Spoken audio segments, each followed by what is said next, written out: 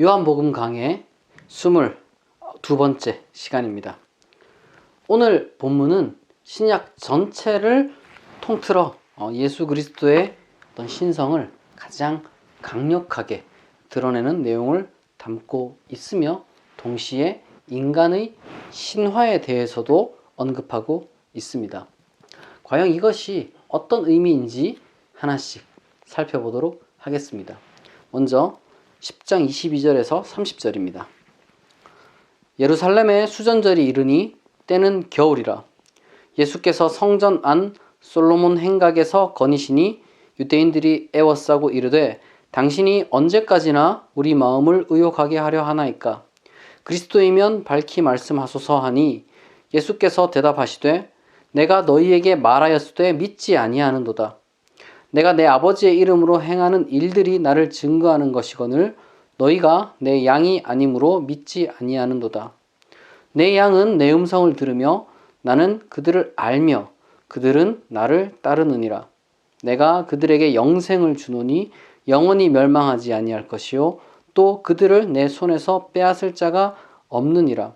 그들을 주신 내 아버지는 만물보다 크심에 아무도 아버지 손에서 빼앗을 수 없느니라. 나와 아버지는 하나이니라 하신대. 여기 우리나라 사람들에게는 낯선 절기인 수전절이라는 것이 나옵니다. 세간에는 한우카라고 알려져 있는 바로 그런 날이기도 한데요. 공교롭게도 이 날이 구약에도 알려져 있지 않기 때문에 이 한우카 혹은 수전절은 구약을 열심히 읽거나 아니면 신약을 열심히 읽어도 도대체 어떤 날인지 따로 이제 공부를 하지 않으면 알 수가 없습니다. 이 날은 소위 이제 신구약 중간기라고 불리는 그 기간 동안 유대인들이 셀레우코스 왕조의 안티오쿠스 에피파네스라는 그 통치자의 치하에서 종교 박해를 받으며 특별히 많은 어떤 치욕을 당했는데 예루살렘 성전도 이제 어떻게 보면 이제 빼앗기게 되었습니다. 바로 그때 유대인들 중에 이 마카베오라는 가문이 무력으로 이것을 다시 되찾습니다. 예루살렘을 다시 되찾고 다시 이제 야훼께 새로이 봉헌하는데 바로 그날을 가리켜서 수전절이다 혹은 한우카다라고 부릅니다. 여기서 이제 수라는 것이 수련한다 내지는 수리한다 이러한 의미를 담고 있는 이 닦을 숫자를 써서 성전을 새로이 닦고 고쳤다 라는 뜻으로 이제 수전절이라고 이제 우리말로는 번역을 하고, 이제 한우카는 히브리어인데 이제 봉헌한다, 바친다 이런 뜻을 담고 있습니다. 사실 요한복음에서는 이러한 묘사 하나하나가 때로는 굉장히 중요한데 지금 이 수전절을 언급하는 이유는 예수 그리스도를 통해서 소위 새로운 갱신이 필요하다라는 것을 암시합니다. 어떻게 보면 이제 뒤이어오는 이제 때는 겨울이었다, 이제 때는 겨울이라 이런 표현은 불필요할 수가 있어요. 왜냐하면 예를 들면 우리가 크리스마스인데 겨울이었다 이렇게 표현하면 굳이 왜 겨울이라고 표현했을까 이렇게 갸우뚱할 수 있잖아요. 여기서 이 말은 다소 부정적인, 그러니까 그야말로 지금 갱신이 필요한 때라는 것을 암시하는, 어떻게 보면 좀 강조하는 수사라고 볼 수 있겠습니다. 역사가 요세푸스에 의하면 솔로몬 행각은 헤롯 대왕이 새로이 지은 그 예루살렘 성전 그 동편의 한 공간인데 정확하게 어떤 용도인지는 잘 알려져 있지가 않습니다만 평범한 방이에요. 이방인들까지도 이제 출입이 가능한 그런 이제 평범한 방인데 그냥 대화를 나눌 수 있는 그냥 방입니다. 바로 이곳에서 지금 현재 유대인들이 예수를 에워싸고 있는, 굉장히 지금 생생한 묘사를 하고 있는 것인데 이 어떤 분위기가 어떻게 보면 굉장히 위협적이라고도 할 수 있겠습니다. 이런 어떤 좀 분위기 속에서 유대인들은 예수에게 먼저 말을 겁니다. 이 본문에서요. 이렇게 묻는데요. 당신이 언제까지나 우리의 마음을 의혹하게 하려 하나이까? 그리스도이면 밝히 말씀하소서. 여기 우리말 성경을 보면요. 왜 헷갈리게 하느냐라는 식으로 지금 이야기를 해놓고 어느 번역을 보아도 그런 식으로 이제 해놨습니다만은 사실 문자적으로 이 구절은 언제까지 우리의 푸시케를 치워둘 것인가? 푸시케가 이제 목숨. 언제까지 우리 목숨을 치워둘 것인가? 라는 그러한 표현입니다. 되게 어색하죠? 이상한 말이죠. 직역하면 조금 어색한데 이것을 조금 더 직역에 가깝게 그 의미를 그러나 이제 자연스럽게 연결할 수 있게 이야기를 하자면 언제까지 우리 목숨을 위태롭게 할 것입니까? 당신이 그리스도이면 밝히 말씀하소서라고 이제 지금 이야기를 하고 있는 겁니다. 1차적으로는 아마 지금 여기서 말하는 어떤 그 목숨에 대한 위협이 바리새인들의 위협이라고 이제 볼 수 있겠죠. 자기네들이 속한 공동체로부터 이제 내쫓길지 뭐 이런 어떤 위협이 지금 자기들 가운데서 도사리고 있다는 것을 지금 그런 어떤 두려움과 그런 것들을 이제 반영한 그런 질문이라고 할 수 있습니다. 하지만 그것은 1차적인 것이고 오늘날 우리에게 이것은 그야말로 인간 실존에 관한 문제라는 것이 무엇인가? 정말 인간 실존의 중요한 문제는 무엇인가? 우리의 목숨과 관련된 질문은 무엇인가에 대한 그러한 질문이기도 합니다. 그러니까 이런 거죠. 말하자면 그리스도라는 게 존재하는가? 그리스도가 만약에 있다면 그 누구인가? 이런 질문이 우리 인간 실존에서 굉장히 중요하다는 거예요. 왜냐하면 인간은 다른 동물들과 달리 스스로 진리와 선을 향해 나가야 한다는 것을 알고 있는 존재예요. 그러니까 우리가 뭐 법도 만들고 문화도 세우고 여러 가지 많은 활동들을 하죠. 그럼에도 불구하고 우리는 그러한 존재다. 우리는 진리를 추구해야 되고 우리는 어떤 선을 추구해야 된다라는 것을 알기만 할 뿐 어떤 방향이 올바른 방향인지 우리는 모릅니다. 그래서 우리는 그것을 모르기 때문에 언제나 어떻게 했느냐?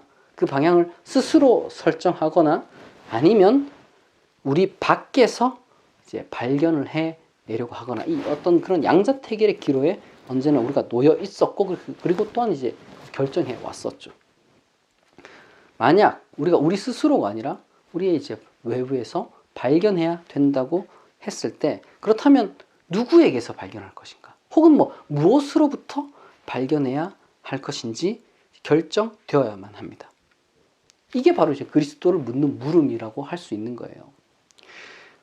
우리는 물론 이제 요한복음을 통해서 바로 예수 그리스도를 통해서 그것을 이제 발견할 수 있다라고 이렇게 우리는 듣습니다. 요한복음의 예수는 뭐 반복해서 감추지 않고 그것에 대해서 이야기를 했습니다. 어떻게 보면 이 지점은 공관복음, 특별히 이제 마가복음과 상충되는 지점이라고도 할 수 있습니다. 왜냐하면 마가복음에서 예수님은 계속해서 자신을 감추거든요.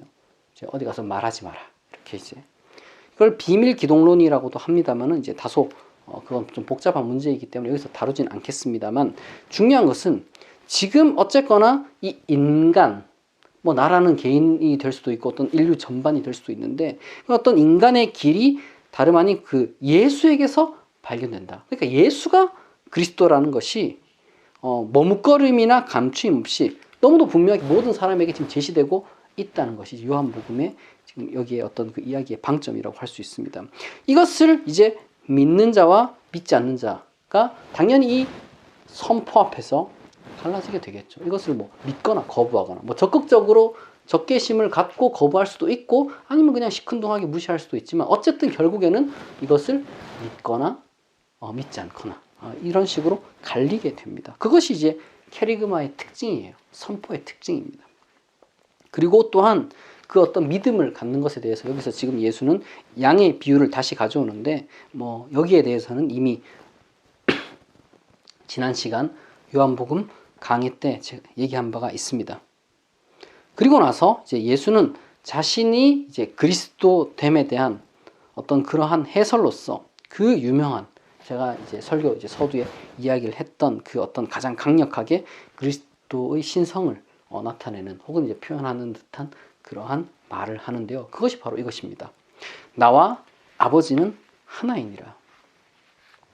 이 말씀은 얼핏 보면 후대에 형성된 그러니까 이제 3세기경, 4세기경 넘어가면서 그 논쟁 가운데 결정된 그 삼일체 교리를 뒷받침하는 것처럼 보입니다. 물론 이제 요한복음은 어떤 그런 삼일체에 대한 암시를 굉장히 풍성하게 담고 있는 건 사실이에요. 특별히 요한복음 1장 같은 경우는 뭐 그야말로 최소한 뭐 삼일체까지는 아니더라도 이위일체, 그러니까 하나님과 예수가 이제 하나라고 할 수 있는 그런 식으로 보아도 전혀 무리가 되지 않는 그런 서술을 보여주는 것은 사실입니다. 하지만 요한복음 1장에서는 우리가 그런 것들, 그리고 요한복음 전반적으로 그런 것들을 우리가 이제 볼 수 있다고 하지만, 적어도 여기서는 약간 그러한 실체적인 어떤 그 일치를 이야기하는 것이라고 보기보다는 문맥상 어떤 실천적인 일치를 이야기한다라고 보는 것이 조금 더 낫습니다. 나와 아버지는 하나이니라 라고 지금 이 말씀 가운데서 이 하나는 중성 명사가 사용됐어요. 이제 헬라어에는 이제 남성 명사, 여성 명사, 이제 중성 명사가 있는데, 이게 실제로 성을 가리킬 때도 있고 단순히 어떤 문법적인 어떤 성을 가리킬 때도 있는데, 중요한 건 여기서는 어쨌거나 이제 중성 명사가 사용되었다는 것이 좀 지적될 필요가 있습니다. 무슨 말이냐면, 나와 아버지는 한 인격이다, 이 얘기를 지금 하는 게 아니에요. 나와 아버지는 어떤 지점에 있어서 하나다 라는 지금 그 얘기를 하는 겁니다. 그게 이 뉘앙스가 담고 있는, 이 구절에 담고 있는 어떤 그 뉘앙스예요.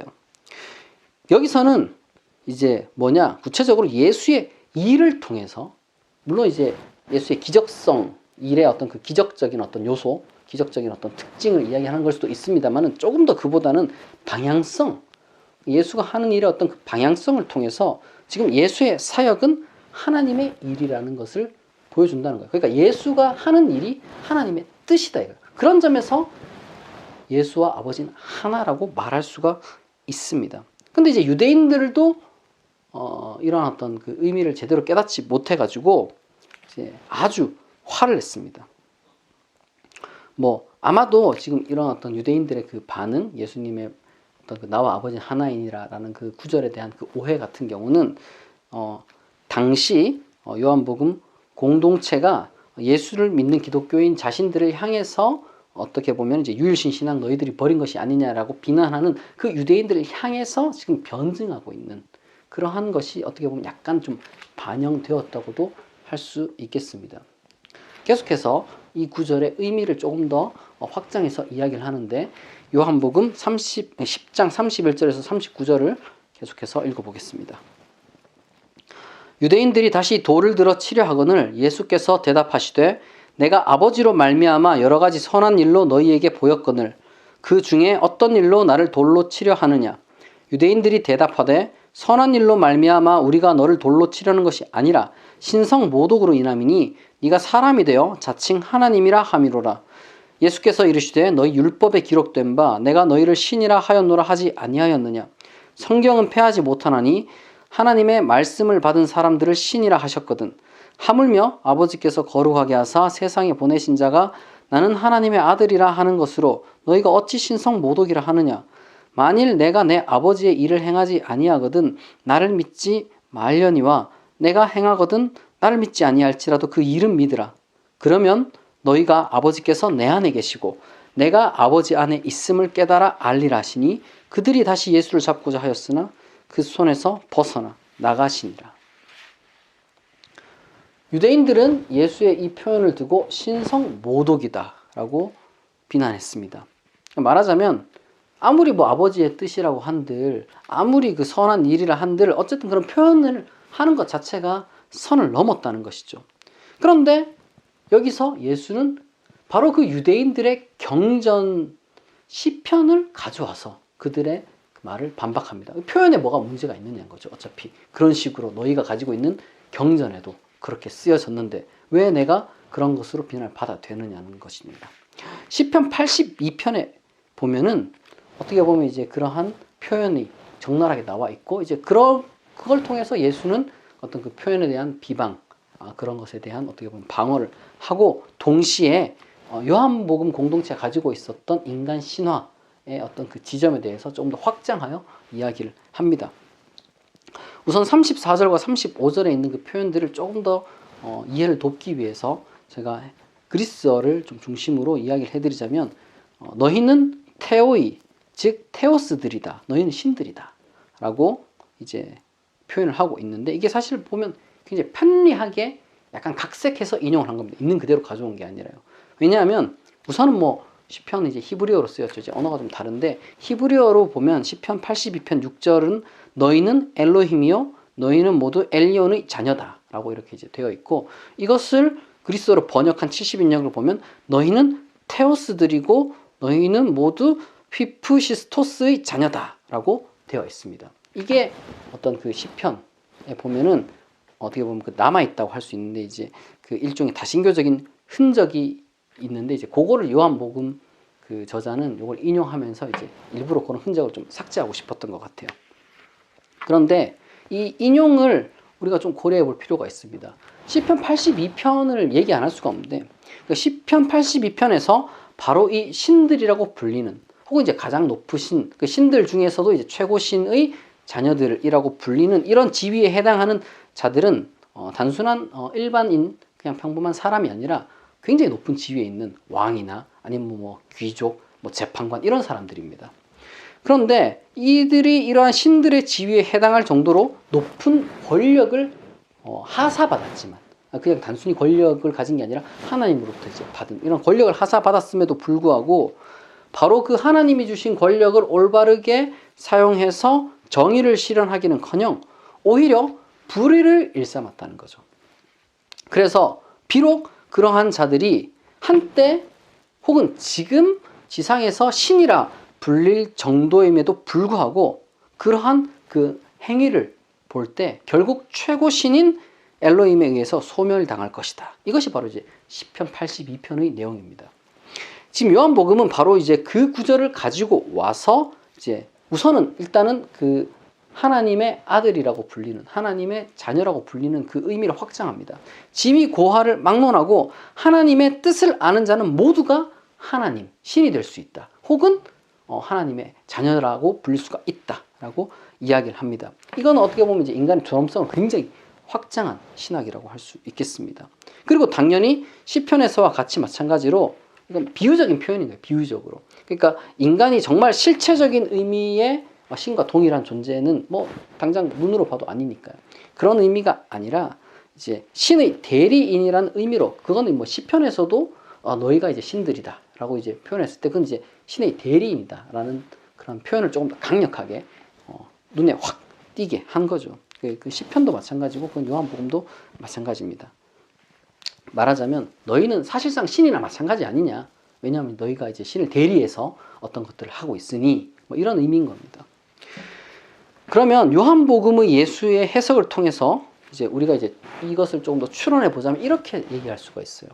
인간은 다양한 것을 소유하고 있습니다. 그리고 그 인간은 바로 자신이 소유하고 있는 혹은 자신이 가진 것을 하나님으로부터 받은 것이라고 해석함으로써 스스로를 신처럼 고귀하게 여기는 자의식을 갖게 된다고 말할 수 있습니다. 뭐 유대인들은 그걸 이제 자기네들이 율법을 가지고 있었는데 이 율법을 자기네들이 만든 것이 아니라 하나님으로부터 받은 것이라고 생각함으로써 동시에 자기네들이 하나님과 가까운 존재, 하나님 말씀을 맡은 자들이다. 하나님의 뜻을 우리가 소유한 자들이라는 어떤 그 자의식의 어떤 상승이 이루어진다는 거죠. 뭐 시편의 고대인들 같은 경우는 자신들이 권력을 가지고 있지만 이 권력이 하나님께 받은 것이다. 이렇게 이제 생각을 했던 겁니다.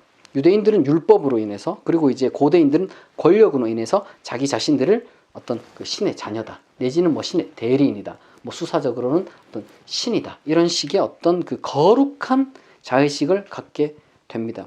그러나 중요한 것은 그러한 자의식을 갖고 있는 것과는 별개로 그 자의식이 외적으로 드러났을 때 그 외적으로 드러난 그 자의식은 평가될 수밖에 없다는 거예요. 그건 시편에서도 그렇고 지금 요한복음에서도 똑같이 구약이나 신약이나 동일합니다. 내가 어떤 신앙을 가지고 있든 내가 어떤 의식을 가지고 있건 그것으로부터 어떤 발현되는 그 모든 것들은 평가된다는 거예요.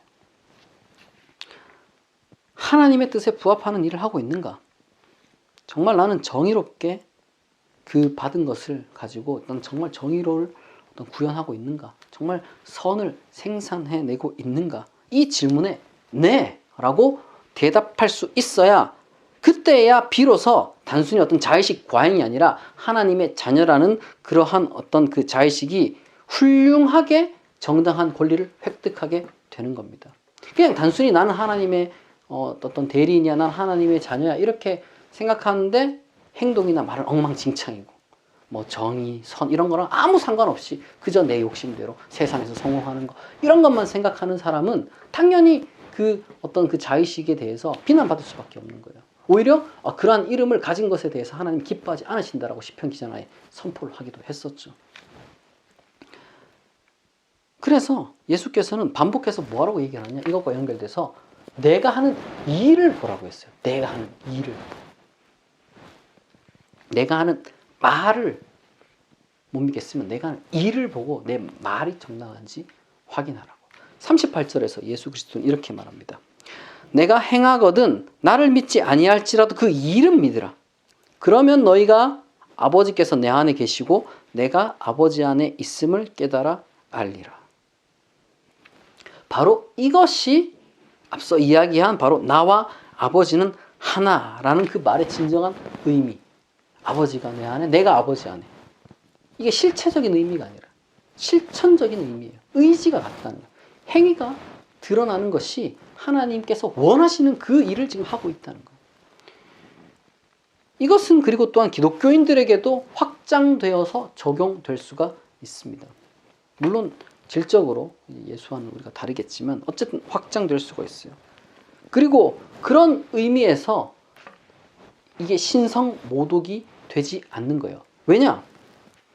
바로 자기 자신에게 경배를 요구하지 않기 때문에. 나 자신의 경배를 요구하면 그때부터 그거는 이제 신성 모독이 맞아요. 근데 이것은 지금 나에게 어떤 그 경배를 요구하거나 아니면 실체적인 어떤 동의를 이야기를 하는 것이 아니기 때문에 이것은 하나님과 내가 하나다. 내가 하나님 안에, 하나님은 내 안에 있다라고 말하면서 동시에 그것이 신성 모독이 되지 않을 수 있게 되는 겁니다. 본래 물론 이 어떤 그 신화, 신처럼 된다. 이 신화라는 것은 사실 고대 지중해 문화권의 어떤 그 신비 종교 안에서, 신비 종교 의식들 안에서 굉장히 마술적인 어떤 그러한 이해로 이제 그 존재하는 것이었어요. 어떤 그 신을 상징하는 음식을 먹으면 신의 능력이 내게 깃들고 내가 뭐 신으로 다시 태어나 이런 어떤 그런 독특한 그 사고 방식들이 있었는데 오늘날 당연히 우리는 그걸 따를 필요가 없습니다. 비록 요한복음이 어느 정도 그것에 영향을 받고 어떤 상호작용 가운데서 어떤 그 신과의 신비적 합의를 이야기를 한다 할지라도 우리는 그러한 어떤 그 원시적인 종교성을 따를 필요가 전혀 없습니다. 오히려 바로 이러한 실천적인 의미에서 우리는 신비한 혹은 신성한 하나님과의 연합, 하나됨을 말할 수가 있는 거예요. 그렇다면 이 마지막 장면을 또한 어떻게 마무리 짓고 있는지 10장 40절에서 42절을 읽어보겠습니다. 다시 요단강 저편 요한이 처음으로 세례 베풀던 곳에 가사 거기 거하시니 많은 사람이 왔다가 말하되 요한은 아무 표적도 행하지 아니하였으나 요한이 이 사람을 가리켜 말한 것은 다 참이라 하더라. 그리하여 거기서 많은 사람이 예수를 믿으니라.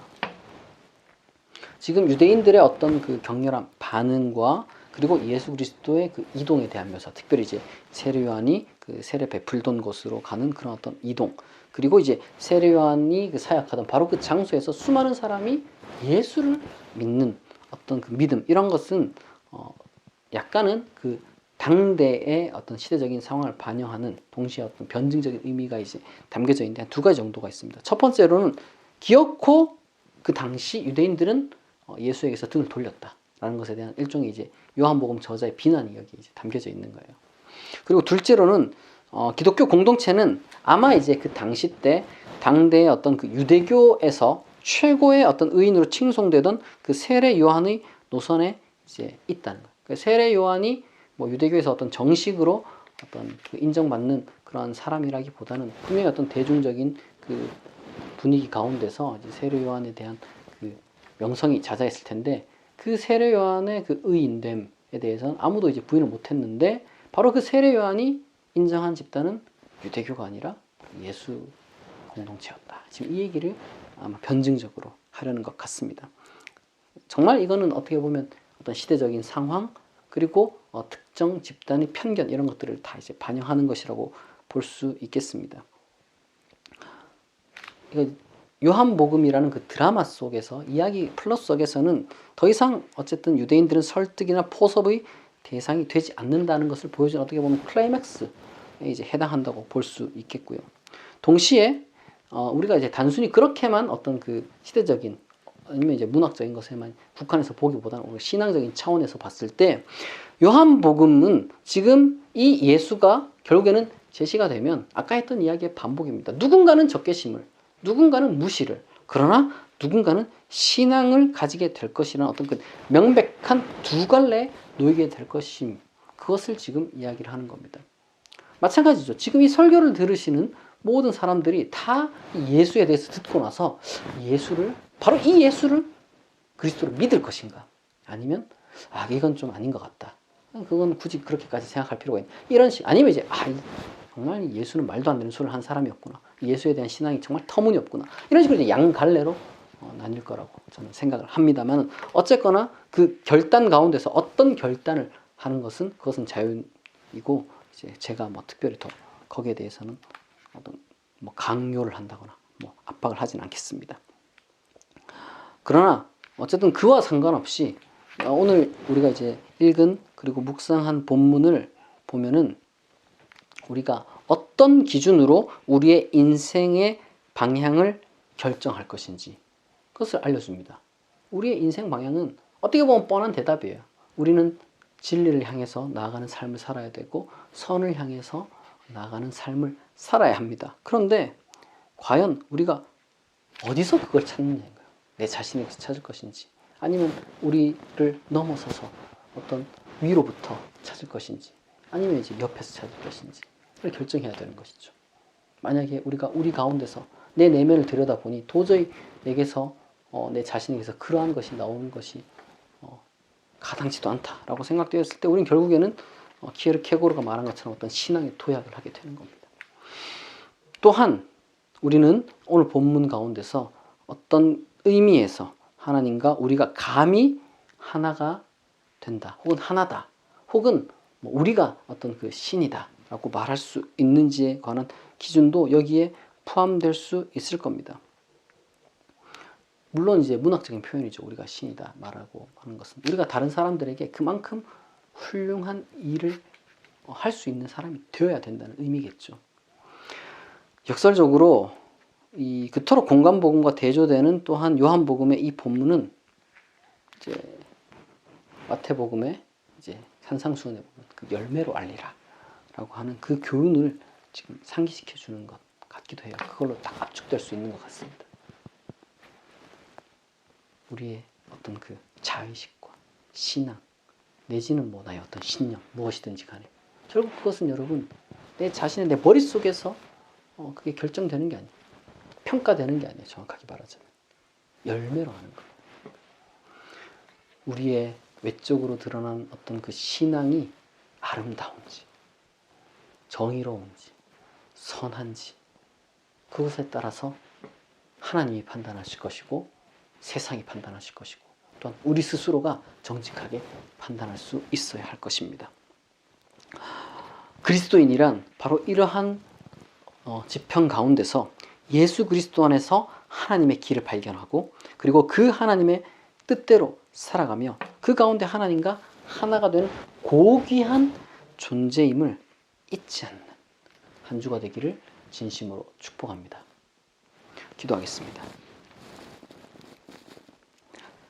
자비하신 하나님, 우리가 그리스도 안에서 하나님의 선하고 정의로운 뜻을 발견하게 하시고 그 뜻대로 살아가는 진정한 하나님의 자녀로 부끄러움 없이 살아갈 수 있게 하옵소서. 예수 그리스도의 이름으로 기도합니다. 아멘.